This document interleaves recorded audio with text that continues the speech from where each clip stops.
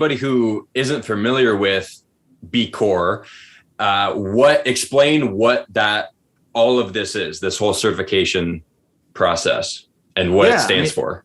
Yeah, I mean, it honestly started out of the guys that started were the same guys that, I'm in my late 30s, so I remember AND1 and AND1 mixtapes, and the AND1 basketball shorts. It was the guys who started AND1, and when they sold the company, they didn't have anything in their bylaws about stakeholder governance, and I always forget the legal term, but if you get an offer, you have to do what's in the best interest of your shareholders.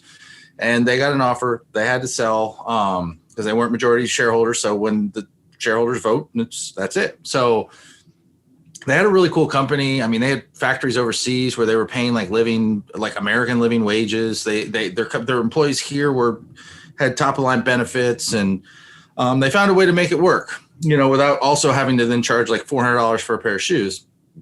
And literally overnight after they sold that company, they just watched it get ripped apart. So, and their baby was just kind of gone, and everything that they had built and everything that, they promised employees and taking care of their people, family, it just all went away. So they decided they'd start something. They didn't know what, but let's figure out a way to help other entrepreneurs, when they do want to exit, because that is a lot of why you start a business. It's scale, and eventually your exit strategy is, but how do you grow something that's uniquely you, and when you exit, not lose that? So they came up with this certification, which was so they started the nonprofit B Lab, which then oversees the certification for B Corp. So as companies, you have to go through an assessment. It's a 200-point assessment. You have to get 80, which sounds like a failing grade for anybody that's halfway decent at math. That's a 40 out of 100. So, but you have to get to 80, and it's fairly difficult to get to. And then B Lab, the nonprofit, the parent, comes in and then basically assigns an auditor. They go through and they're looking at, everything. There's 5 different sections of the assessment: workers, governance, community, environment, and customers. So they're looking at do you have a data privacy policy? What's your pay multiplier from, top to bottom? What's your, what kind of benefits do you offer? What's, how diverse is your workforce? What community programs are you doing? What percentage of revenue did you donate in time or product?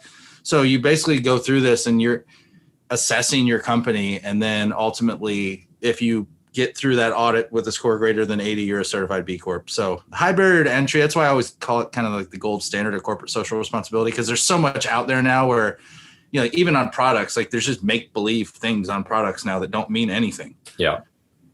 Yeah. So from my understanding, to basically sum that all up, and you tell me if this is correct, I've always thought of a B Corp as basically the highest standard of business. If they have that certification, you can trust that they're doing good quality work.